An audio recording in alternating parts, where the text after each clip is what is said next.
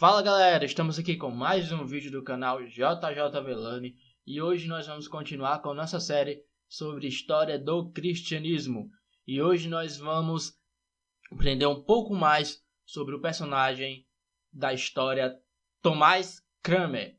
Se você assistiu o nosso vídeo sobre Henrique VIII, sobre a Igreja Anglicana, você sabe de quem eu estou falando. Se você não assistiu, vê aí na tela, clica e vai assistir o vídeo. Depois você volta para cá e assiste esse vídeo do Tomás Cranmer.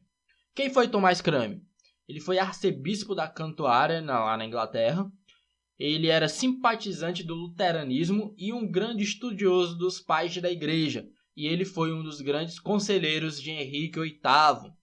Mas é importante saber que Henrique VIII, como foi visto no vídeo sobre ele, quando ele reformou a igreja da Inglaterra, na verdade não foi uma reforma, foi simplesmente uma divisão entre a igreja da Inglaterra com a igreja romana, católica apostólica romana, por causa que ele queria se divorciar e o catolicismo não permitia o divórcio dele. Então ele se divorciou e com esse divórcio ele não só se divorciou da mulher dele, mas ele fez um divórcio da igreja da Inglaterra com a Igreja Católica, e a partir daí o rei da Inglaterra ou rainha da Inglaterra se tornaram os chefes da Igreja da Inglaterra.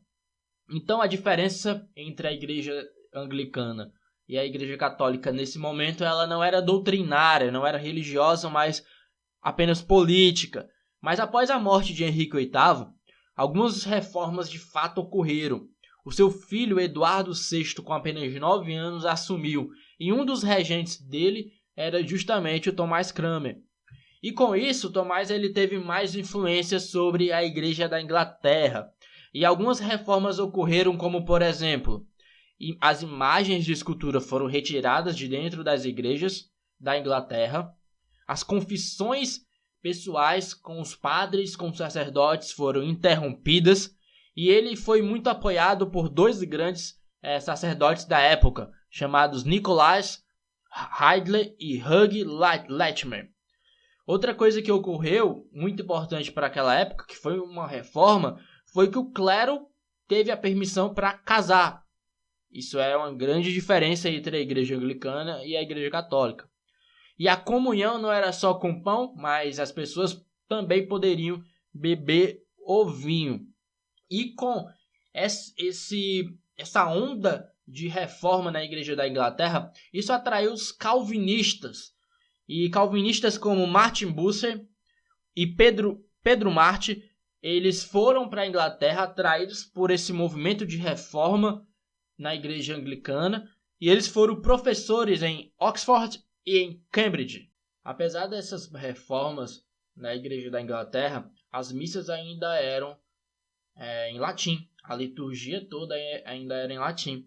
E isso gerou protesto dos protestantes. Então isso isso foi um problema que o Tomás Cranmer ele teve uma ideia para resolver isso. Então ele tinha que conciliar os católicos e os protestantes dentro da igreja anglicana.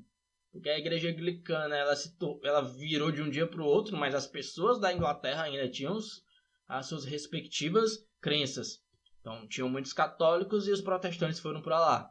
Então, o que foi que ocorreu para resolver essa situação? O Cranmer ele decidiu que os rituais deveriam continuar, mas tinha que ter a remoção dos elementos católicos, ou seja, os rituais deveriam continuar ocorrendo, mas a remoção dos elementos católicos, como por exemplo na ceia. A ceia, a comunhão deveria continuar ocorrendo, mas agora nos moldes protestantes.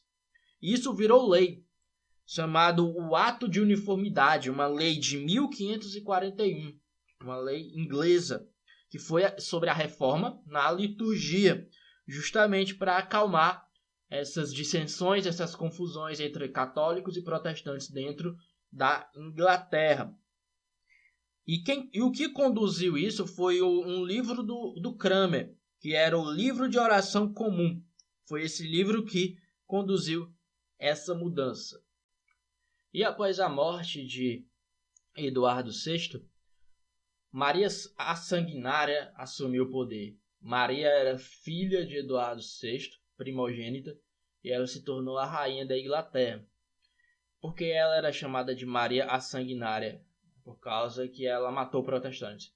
Ela queria que a Inglaterra voltasse a ser católica. Ela queria derrubar a igreja anglicana e queria unir a igreja da Inglaterra novamente com a igreja católica.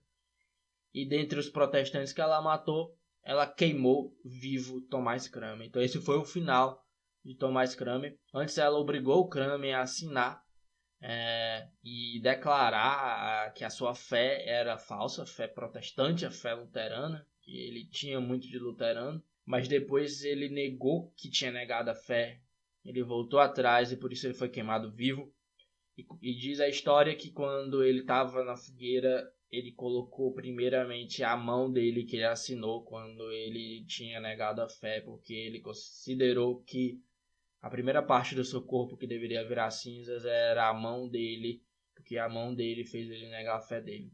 E depois ele voltou atrás e Maria Sanguinária matou muitos protestantes, dentre eles Thomas Cranmer, e esse foi o final dele. Mas logo ela morreu e quem assumiu foi a sua irmã mais nova, Elizabeth. E Elizabeth fez o contrário dela e voltou a continuar com o movimento de reforma na igreja da Inglaterra, e até hoje a igreja da Inglaterra é solidificada, a igreja anglicana é muito forte e muitos bons teólogos saíram da igreja anglicana. Acho que o maior teólogo da igreja anglicana dos últimos tempos foi John Stott, que é um grande teólogo protestante que morreu há pouco tempo, acho que foi em 2011. E outro grande personagem da história cristã dos últimos tempos, do século XX, foi C.S. Lewis, que era também anglicano. Mas a história da igreja anglicana teve muito sangue, desde Henrique VIII, que matou muita gente, matou muitas de suas mulheres. Depois Maria Sanguinária, a neta dele, também matou muitos protestantes. Então a história da igreja anglicana tem muito sangue e Thomas Cranmer foi um dos mártires dessa história.